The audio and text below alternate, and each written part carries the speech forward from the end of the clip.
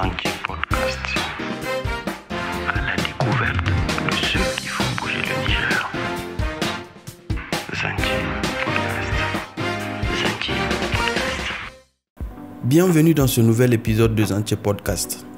Après plus d'une année d'interruption, nous sommes de retour. Le numéro d'aujourd'hui s'intéresse au monde des assurances. Les assurances sont un élément crucial pour protéger nos biens et nos vies. Il est donc important de comprendre comment elles fonctionnent dans notre pays.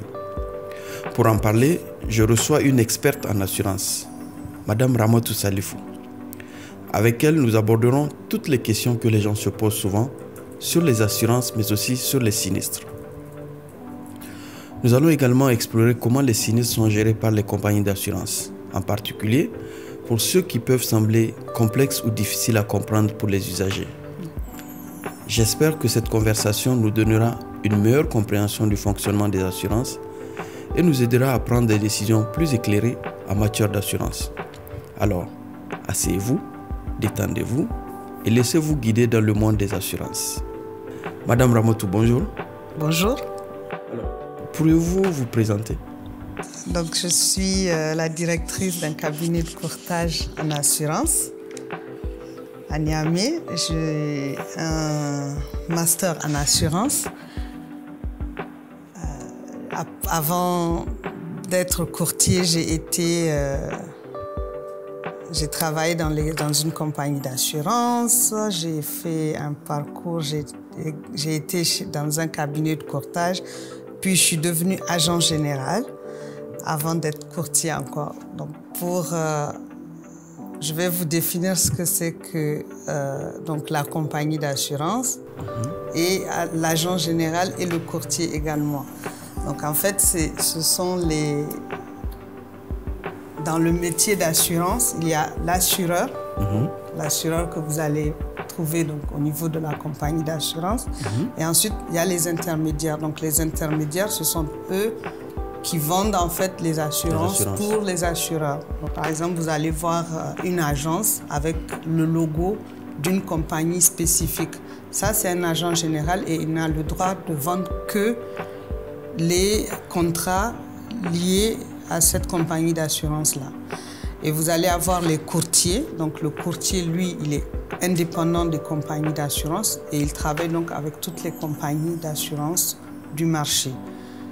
Et au Niger, nous avons 8 compagnies d'assurance. Ce qu'il faut savoir, faire la différence, il y a les assurances, les compagnies d'assurance vie et les compagnies d'assurance IARD, donc dommages.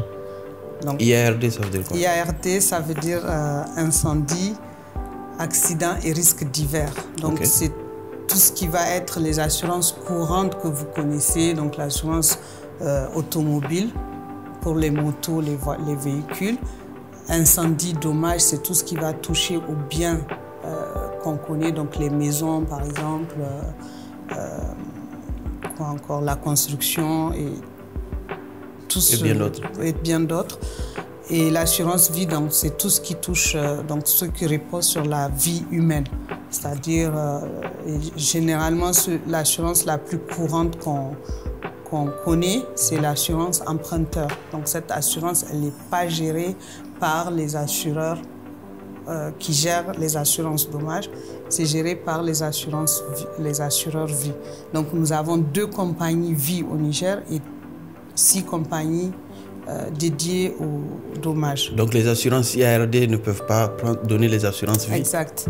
Ce sont des agréments différents. Donc l'assureur vie a un agrément différent et l'assureur dommage aussi a un agrément différent. C'est pour ça que vous allez avoir vie et, enfin, je ne vais pas citer les compagnies, mais voilà, il y a des assureurs vie et des assureurs dommages. Et il n'y a pas d'assureur qui a les 2 agréments? Non, c'est pas possible. Ils peuvent avoir des capitaux, enfin, ils peuvent prendre part à la compagnie, à la création de la compagnie vie, mais en aucun cas, ils peuvent être ensemble. Et au Niger, lesquelles de ces assurances-là sont couramment souscrites? Il y a aussi les assurances obligatoires et non obligatoires. Donc, dans les assurances obligatoires, au Niger, on a l'assurance automobile et l'assurance transport. Ce sont les deux types d'assurances qui sont obligatoires. Donc le transport, ça va être les transports de marchandises évidemment, donc que ce soit transport routier, maritime, même si au Niger on n'a pas la mer, mais quand vous achetez de la marchandise, je sais pas, en Europe, pour la cheminer jusqu'au Niger, vous devez obligatoirement souscrire une assurance. Donc ça, ce sont les deux assurances obligatoires. Maintenant, tout le reste ne sont pas obligatoires, mais vivement recommandés, par exemple, pour des entreprises qui ont intérêt à fidéliser, par exemple, le personnel. Donc, ils souscrivent à des assurances qu'on appelle couramment assurance maladie. Donc, on a aussi les assurances construction pour la construction des routes, des bâtiments, etc. C'est pas obligatoire de recommander? C'est pas obligatoire au Niger, mais ça devrait l'être parce que de plus en plus le risque, on voit... Hein, avec les accidents professionnels. Exact. Il y a des accidents de construction, il y a des écroulements. La dernière, il n'y a pas longtemps, vers Calais-Est, je pense qu'il y a un immeuble qui s'est effondré. Donc voilà, mais ça relève du législateur en fait. Donc, vous attendez? C'est pas de notre sort, mais nous recommandons et le produit existe pour ceux qui veulent souscrire, évidemment. Et puis surtout, il y a des entreprises qui ne peuvent pas faire une construction sans assurance. Selon les types d'assurance, ça coûte combien une assurance? Il faut savoir que le prix n'est pas... C'est selon le type de risque. Vous avez des véhicules qui ont 6 chevaux, vous avez des véhicules qui ont 25 chevaux. Donc les puissances sont différentes, ils n'ont pas les mêmes énergies, ça peut être gasoil ou essence. Donc on ne peut pas donner un prix fixe et en plus le prix selon le type de carburant, le prix varie? Le prix varie, oui, selon le type de carburant et selon la puissance du véhicule et selon l'usage du véhicule, c'est-à-dire est-ce que vous allez l'utiliser à Niamey ou vous allez l'utiliser en région, donc c'est par zonage, oui, donc tout ça c'est... Et est-ce que aussi ça va être un véhicule de transport en commun ou... Voilà, c'est selon aussi l'usage, comme je l'ai dit, si c'est pour votre usage personnel ou si c'est pour du transport. Et selon le type de transport, que ce soit en Faba ou en taxi, le prix est différent. Donc, je ne peux pas vous donner un prix fixe. Et ça varie aussi d'un assureur à l'autre. D'où l'importance d'avoir... des courtiers comme nous, puisque nous, notre travail consiste à à interroger le marché, donc les différents assureurs, et donc faire la comparaison et dire, voilà, recommander un assureur à un client. Donc les prix sont vraiment différents. Mais est-ce que s'il y a des courtiers, des intermédiaires, est-ce que ça n'aura pas un impact sur le prix de l'assurance? Non, ça n'a pas d'impact sur le prix de l'assurance puisque nous sommes du métier, nous sommes des spécialistes, donc nous connaissons le véritable tarif. Donc, si le courtier est là, c'est pour justement apporter quelque chose au client, c'est pour lui apporter du conseil, de l'accompagnement, de la technicité, de l'expertise. Et l'assureur que vous allez voir directement, il va vous faire son prix et avec le courtier a le pouvoir de négocier aussi à la baisse et dans l'intérêt du client et surtout de vérifier si les garanties que l'assureur offre concordent avec les besoins du client. Donc, et le courtier il peut aussi conseiller selon les besoins du client, quel type d'assurance prendre. En fait, c'est justement ça aussi le travail d'expertise, c'est de faire du sur-mesure en fait c'est de l'assurance sur mesure. Et donc ceux qui passent par des courtiers, c'est vraiment les entreprises, les institutions qui ont un besoin que leur risque soit bien mesuré et qu'on leur donne des offres qui correspondent en fait à leurs besoins et surtout qui correspondent aussi au budget qu'ils ont prévu. Dans tous les cas, pour prendre un courtier, il faut les gros moyens. Non, c'est pas le client qui paye le courtier justement. Donc, les intermédiaires sont rémunérés par les compagnies d'assurance et c'est prévu en fait dans le code CIMA et chaque direction des assurances établit un taux de... Voilà, les taux de commission sont fixés en fait par le ministère des Finances dans chaque pays. Mais c'est au client de prendre son courtier quand même. C'est au client de choisir, oui, avec qui il veut travailler. Alors, quelles sont les conséquences de ne pas souscrire à une assurance obligatoire? Les conséquences, c'est que quand vous avez un sinistre, vous ne pouvez pas faire face aux dommages. Enfin, quand vous causez des dommages à une tierce personne, il est difficile qu'au moment où l'accident s'est produit, que vous puissiez être capable en fait de faire face aux dépenses. Et c'est pour ça, c'est une des raisons de l'existence de l'assurance. L'assureur va se substituer. En fait, pourquoi on souscrit des assurances? C'est pour que l'assureur se substitue au client pour réparer les dommages causés aux tiers. Donc, c'est de la protection, en fait, du preneur d'assurance. Et les conséquences, ça reste aussi... ça peut aller jusqu'au pénal. Quand c'est obligatoire, donc vous n'avez pas souscrit. Donc, si vous êtes contrôlé ou que vous causez un accident, donc on peut vous poursuivre parce que vous pouvez causer un décès. Comment est-ce que les compagnies d'assurance au Niger gèrent les sinistres, en particulier en cas d'accident de la route? Alors, ce qu'il faut savoir, c'est que quand il y a un sinistre, il y a des étapes à respecter. Et c'est peut-être sur cet aspect qu'il faut insister. Parce que le client, donc le souscripteur d'assurance, aujourd'hui, je regarde sur le marché, je sais que quand vous allez souscrire chez un assureur, il va vous faire vous soumettre, enfin vous remettre votre carton d'assurance. Vous n'allez pas lui demander comment je fais quand j'ai un accident. Or, ça devrait être un réflexe. Et il te remet aussi, comment ça s'appelle, le long contrat avec les écritures. Que vous ne lisez jamais. Qu'on ne lit jamais. Jusqu'à ce qu'il y ait un problème. Donc, même quand il y a un problème, on ne le lit pas. Voilà. Donc, en réalité, quand il y a un sinistre, généralement, le plus courant, c'est l'accident de la circulation. Parce que je vois beaucoup les débats, parfois sur les réseaux sociaux, pour dire oui, les assureurs sont des voleurs, les assureurs ne payent pas les sinistres, ce qui n'est pas vrai. On va tous dire aujourd'hui. Quand vous avez, moi, ce que je conseille, en tout cas mes clients, quand ils viennent me voir, je leur fais, je leur explique, quand vous avez un accident, les réflexes à avoir. Donc, les premiers réflexes à avoir, déjà, c'est de ne pas bouger l'automobile. Vous ne bougez pas l'automobile, vous tentez d'appeler la police et il faut absolument l'intervention de la police pour que... il faut faire le constat. Voilà, pour faire le constat, pour déclencher en fait une indemnisation. Okay. Parce que si vous êtes deux automobilistes, vous percutez, donc vous avez tous des assurances. Mais il faut préciser qu'en dehors de l'agglomération, la gendarmerie intervient. La gendarmerie, oui, même ailleurs, ça peut être des huissiers qui peuvent faire des constats.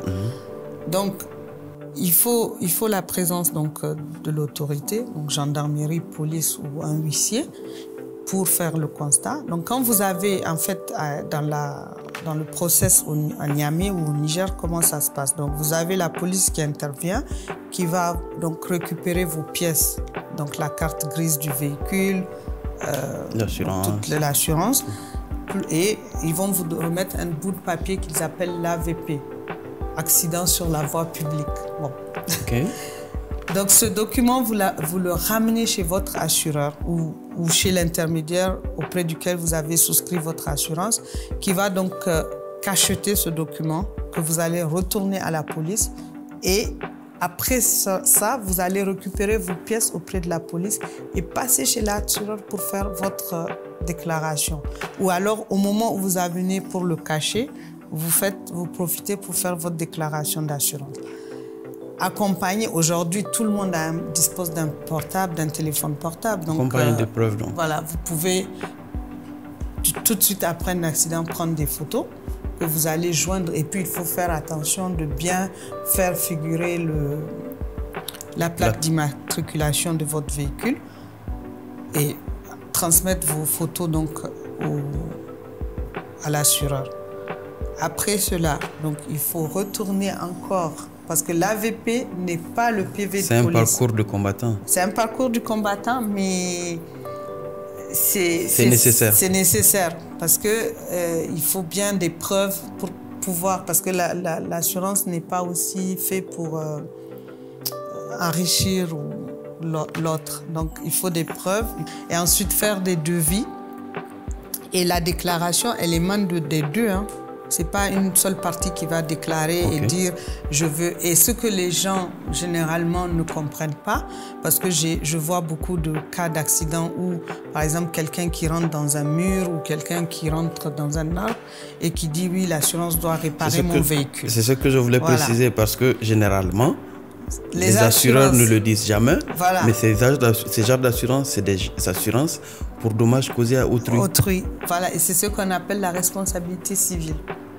J'ai eu des gens de tout type de classe sociale à qui je dois réexpliquer. Ou disons expliquer parce qu'ils ne savent pas. Expliquer, non, parce que parfois, quand on a un certain niveau d'études, on peut comprendre ce que la responsabilité civile, ou en fonction de la prime que vous avez payée, vous savez que pour tout type de dommage, votre assureur ne peut pas vous rembourser. Aujourd'hui, si vous souscrivez une assurance tout risque ou une assurance dommage qui comprend plusieurs garanties, donc une multirisque ou bien une tout risque, dans le cas d'espèce, l'assureur, votre propre assureur se doit de vous indemniser. Mais quand vous avez l'assurance au tiers, donc ce qui est souscrit généralement, donc l'assurance responsabilité civile, la moins chère, c'est uniquement dans le cadre de dommages causés à autrui.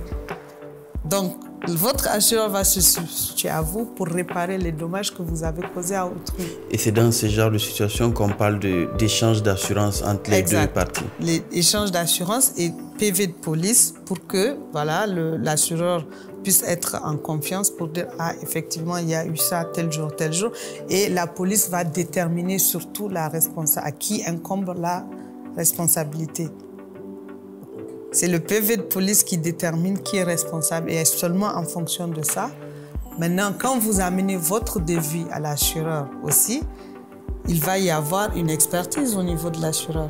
Parce que vous pouvez dire que vous avez eu des dommages d'1 million, alors que les dommages peut-être sont de 500 000. Qui évalue ces dommages? Ce sont les experts en assurance. Avant que l'assureur ne fasse son devis, sa contre-expertise, qui évalue? En fait, il n'y a pas de... C'est le client même qui peut aller à un garage, par exemple dans le cadre d'un véhicule, peut aller dans son propre garage pour dire, bon, j'ai fait un accident, il faut voir combien ça me fait. Donc, on vous fournit le devis que vous amenez auprès de l'assureur. Et donc, c'est ce devis qui sera expertisé par l'expert de l'assurance ou bien par le service sinistre de l'assureur. En résumé, quand j'ai un accident, quelle est la conduite à tenir de façon succincte? Le premier réflexe, c'est de ne pas bouger le véhicule. C'est appeler la police. Une fois la police est arrivée, prenez donc le contact de l'agent qui vient pour faire votre constat, parce que vous aurez besoin du PV de police. Sans le PV de police, l'assureur n'indemnisera pas. Donc, c'est le document qu'il faut pour une indemnisation, pour qu'on clôture en fait un dossier sinistre. Donc, absolument. Et c'est dans tous les cas, je peux prendre l'exemple d'un cas d'incendie. Si vous avez votre domicile, vous avez une assurance tout risque vous avez un incendie, mais il faut que les sapeurs-pompiers viennent, il faut un constat, des photos, etc., que vous avez eu des dégâts. Et donc, suite à ça, maintenant, vous pouvez déclencher en fait le processus d'indemnisation. Est-ce qu'il y a une durée moyenne pour être indemnisé?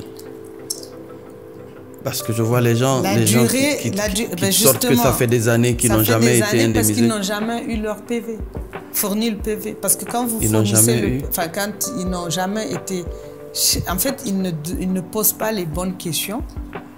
Donc, est-ce qu'on est censé poser les bonnes questions à partir du moment où on a quelqu'un qui vient faire le constat? Oui, le document, il doit être rédigé sur un formulaire. Un formulaire, mais ce n'est pas manuscrit, hein, c'est sur ordinateur, être imprimé. Donc moi, personnellement, j'ai déjà eu un accident, je suis partie, le service, l'agent que j'ai trouvé, il avait un ordinateur, bon, dans un état un peu chaotique. Il s'est débrouillé à faire le nécessaire et ça m'a touchée parce qu'il a payé de sa propre poche pour aller faire des photocopies de nos pièces, de nos permis, etc. Parce que peut-être déjà... Parce que dans le service, il n'y a pas de photocopieuse. Oui, parce que bon, il n'y a pas de photocopieuse. Imagine... Mais après, voilà, si c'est pour d'autres personnes qui ne savent pas comment ça marche, ils vont laisser tomber cette procédure et aller vers l'assureur, réclamer, alors qu'ils n'ont pas fait l'étape de la police. Est-ce que les assureurs n'aident pas? Ils l'ont fait. Ils l'ont fait. Moi, je me souviens... 2013 ou 2014, ils ont offert des ordinateurs au service de police et chaque PV que la police fournit, normalement, voilà, je n'ai pas dit ça, normalement c'est à la police, au service constat de fournir à chaque assureur les PV. Les copies des PV. Donc c'est même pas au client d'aller les chercher. Mais dans les faits, chaque PV, c'est 4 000 francs que l'assureur verse au service constat. Mais dans la pratique, ce n'est pas comme ça. Puisque aujourd'hui, vous êtes obligé de courir derrière le service pour qu'on vous sorte vos PV. Ce qui n'est pas normal. Donc il y a un dysfonctionnement quelque part. Mais pourquoi est-ce que les assureurs n'aideraient pas à solutionner tout cela? Parce que quand même, ou bien c'est parce que aussi c'est dans votre intérêt que les... Non, ils ont tenté, puisque quand on vous dit qu'on donne 4 000 francs par PV, mais quelque part aussi c'est quelque part une motivation du service de la police. Quelque part aussi c'est de l'intérêt. On a offert des quelque part aussi c'est de l'intérêt de l'assureur de ne pas avoir beaucoup de PV parce qu'il ne va pas indemniser. Parce que ce que vous ne savez pas, c'est que l'assureur aussi est contrôlé. Quand à la fin de l'année, il dresse son bilan, il a fait voilà mon chiffre d'affaires, mais voilà aussi la part de sinistre que j'ai payé. Et donc, quelque part, si l'assureur ne paye pas des sinistres, ça veut dire qu'il ne fait pas face à ses engagements. Comment est-ce qu'on peut savoir qu'il ne paye pas les sinistres à partir du moment où il ne reçoit mais les chiffres sont là. Il ne reçoit pas les PV. S'il n'a pas reçu de PV, il n'est pas tenu de payer les sinistres. Les dossiers sont en instance. C'est ça que j'ai dit. Il est tenu puisque... S'il n'a pas reçu les PV, donc il n'est pas tenu d'indemniser. Si les PV ne lui parviennent pas, il ne peut rien contre ça. Donc c'est de l'intérêt de l'assureur. C'est pas dans l'intérêt, non. Un peu quand même. Non, c'est pas dans son intérêt. Parce que l'intérêt de l'assureur, c'est de faire face à ses engagements. C'est ça qu'il ne faut pas oublier.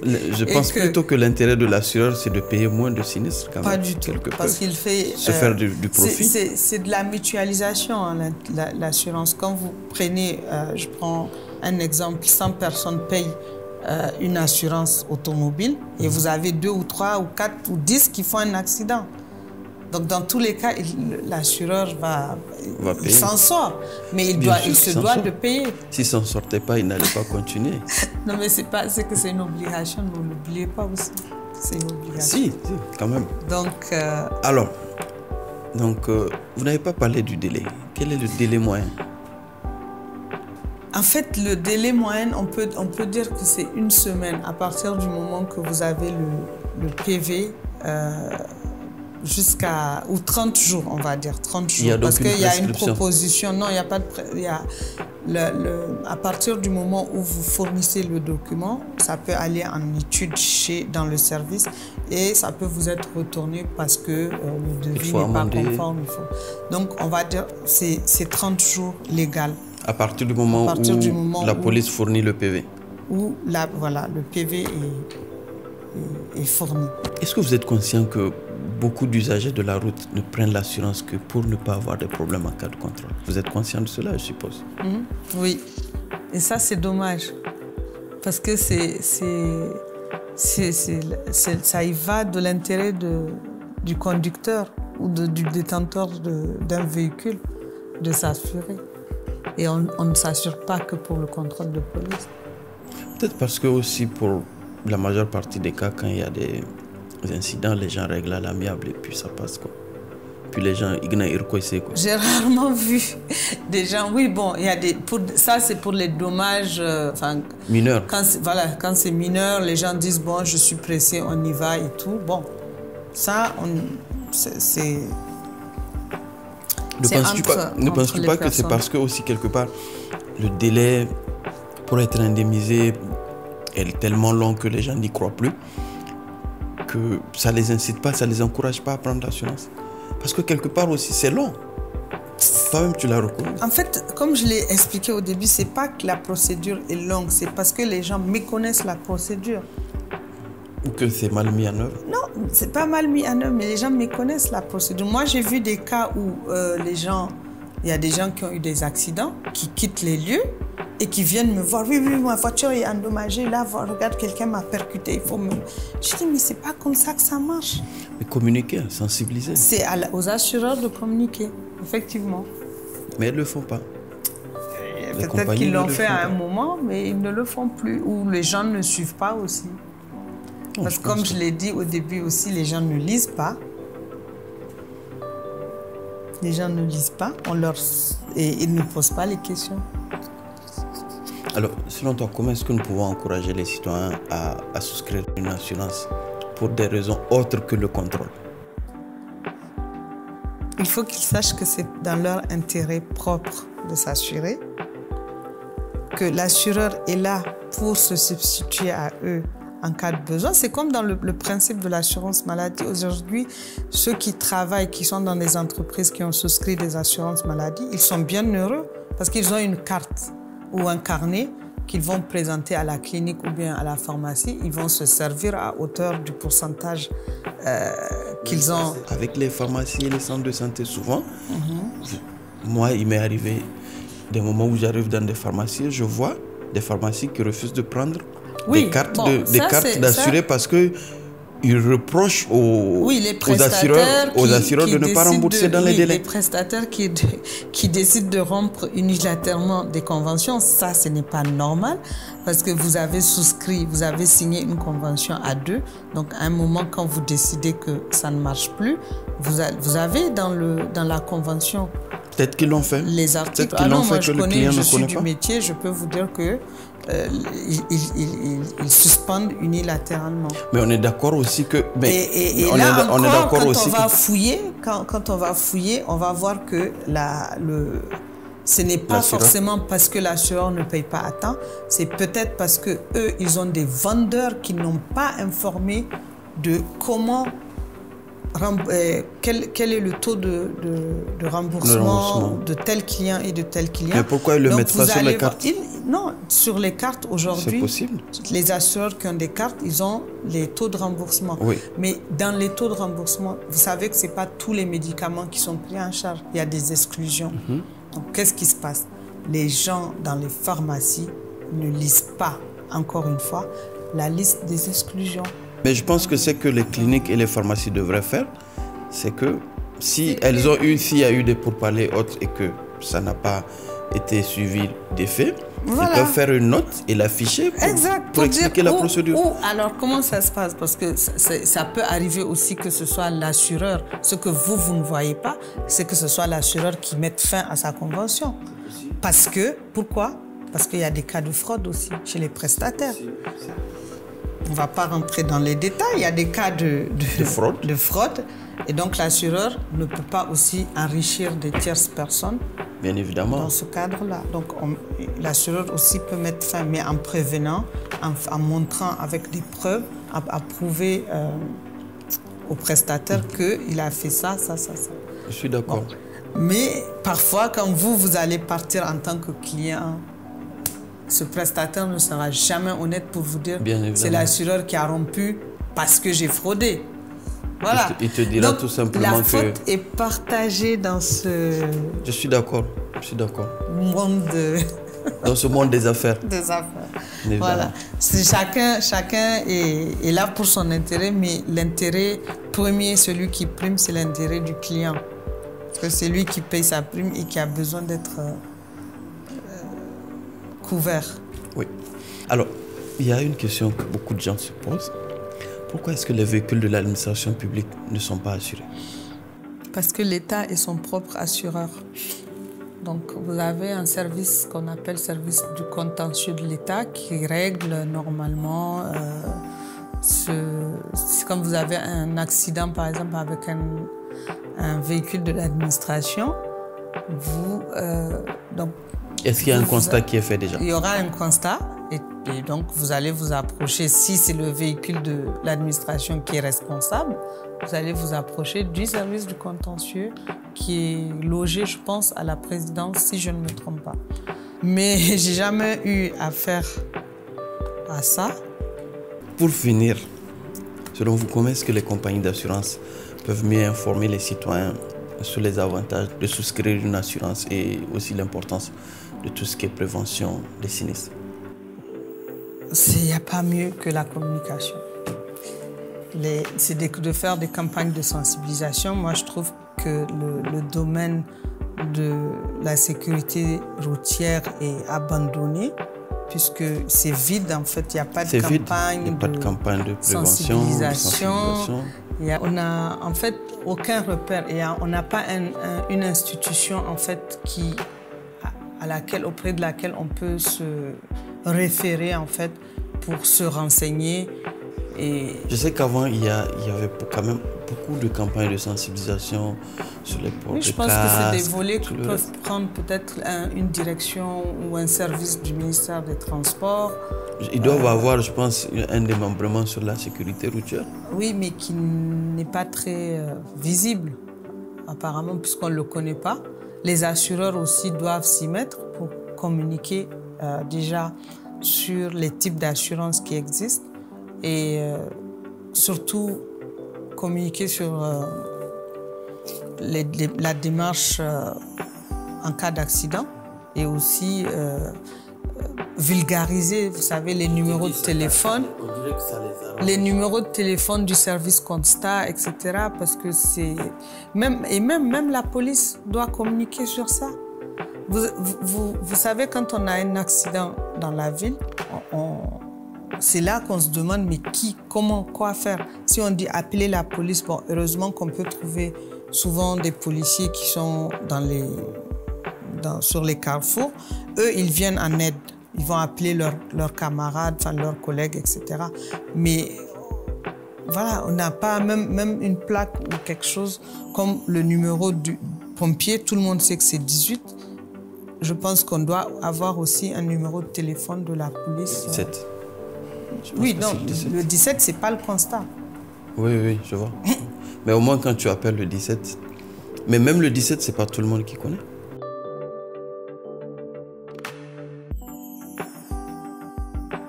Alors, pour finir, quel est votre mot de la fin? Le Nigérien doit être plus confiant en fait envers son assureur parce que l'assureur n'est pas là que pour prendre de l'argent. L'assurance, c'est une protection de l'assuré. Donc, c'est il y a une compagnie qui a comme emblème le parapluie. Donc, c'est ça en fait la sécurité de l'assuré.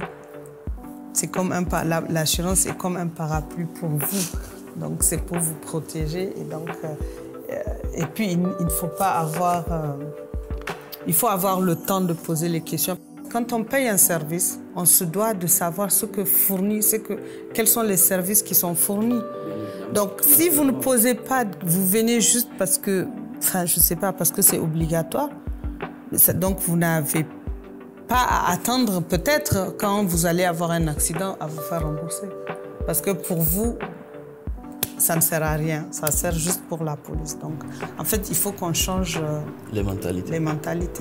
Il faut que les gens pensent que il faut aussi que les assureurs aient le réflexe. J'ai un retour. Il faut aussi que les assureurs aient le réflexe que quand un client se présente devant eux, qu'ils lui expliquent quel type d'assurance il prend, ce que ça couvre et tout ce qui va avec. Alors, ça, je pense que c'est basique pour l'assureur, mais il ne le fait pas. l'assureur ne le fait pas, le client ne pose pas la question. Moi, mais je vois bien qui des doit le commencer? souscripteurs. Moi, je vois des souscripteurs qui sont très chaleureux, très accueillants, qui, quand ils ont un client, ils prennent le temps de discuter avec le client, mais le client, en même temps, parfois, moi, j'ai vu, il y en a que ça n'intéresse même pas de savoir. Mais au moins, il faut essayer. Aujourd'hui, un chauffeur de taxi, quand il vient souscrire une assurance, pour lui, c'est juste une formalité administrative. Parce qu'il est pressé, time is money pour lui, il va aller chercher des clients. Donc, il n'a pas le temps d'écouter ce que l'assureur a à lui dire. Donc, c'est peut-être une communication massive, je suis d'accord, des assureurs peut aider à changer la donne. Et aussi sensibiliser les souscripteurs. Oui, mais à travers une communication massive, parce qu'une communication individuelle, le message ne passe pas forcément. Non, ce que je veux dire, moi je vois la solution sur deux angles, sur deux aspects. L'assureur qui se doit de faire une communication à l'interne à ses agents, pour que justement quand le client arrive, qu'il le sensibilise. S'il ne veut pas, qu'il le laisse partir, mais au moins qu'il ait le réflexe de le sensibiliser, de lui expliquer. Et de l'autre côté aussi, parallèlement, qu'il y ait une grosse campagne de masse pour sensibiliser aussi le client. Pour lui dire qu'il a tous les droits quand il vient souscrire une assurance. Poser toutes les questions. Les deux ne sont pas à exclure. Il faut noter que, comme je l'ai dit, je trouve qu'il y a des souscripteurs qui prennent la peine d'expliquer. Mais encore une fois, est-ce que le client est prêt à écouter? Le mot de la fin, c'est il faut avoir une culture assurantielle. C'est un minimum. Merci beaucoup, Madame Ramatou Salifou. Je t'en prie. Nous sommes à présent à la fin de ce numéro sur les assurances. Nous espérons que vous avez trouvé cette discussion informative et intéressante. Tout au long de cette conversation, nous avons souligné l'importance de souscrire une assurance pour protéger nos biens et nos vies. Cependant, nous tenons également à souligner que même si vous êtes assuré, cela ne signifie pas que vous pouvez être imprudent. Par exemple, la prudence sur la route est essentielle pour éviter les accidents et les sinistres. Nous ne devrions jamais sous-estimer le pouvoir de la prévention, en particulier lorsque nos vies et celles des autres sont en jeu.